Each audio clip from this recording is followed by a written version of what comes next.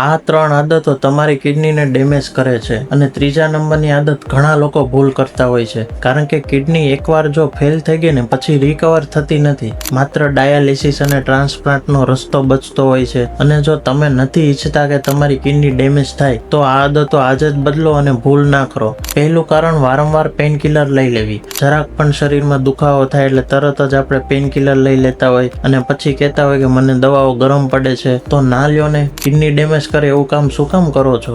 બીજું કારણ, જરૂર કરતાં વધારે પ્રોટીન લેવું. જો તમને ડાયાબિટીસ છે, બીપીની તકલીફ હોય તો પ્રોટીન એ કિડની ઉપર દબાણ વધારી શકે છે, તો કિડની ઉપર લોડ આવવાના કારણે ફેલ થઈ શકે છે. ત્રીજું સૌથી મેઇન કારણ છે પેશાબને રોકી રાખવો. ઘણા લોકોને બેઠાડું જીવન હોય છે, બેઠાડું કામકાજ કરવાનું હોય છે. એક કામના લીધે તમે પેશાબ રોકી રાખતા હોય. હવે યુરિન એટલે કે શરીરનો કચરો. જો તમે કચરાને સંગ્રહી રાખશો તો તેમાં રહેલા ટોક્સિન્સ હોય, બેક્ટેરિયા હોય, એ કિડની ઉપર લોડ કરશે, દબાણ કરશે, જેના કારણે વારંવાર પેશાબનું ઇન્ફેક્શન થઈ જવું, યુટીઆઈ, સિસ્ટાઇટિસ એટલે કે બ્લેડરનો સોજો, અને લાંબા ગાળે આ આદત કિડનીને ડેમેજ કરે છે. બેઠાડું લાઈફસ્ટાઈલમાં કામ કરતા હોય છે, વારંવાર પેન કિલર્સની આદત હોય છે. આ વિડીયો જલ્દીથી એમને શેર કરો.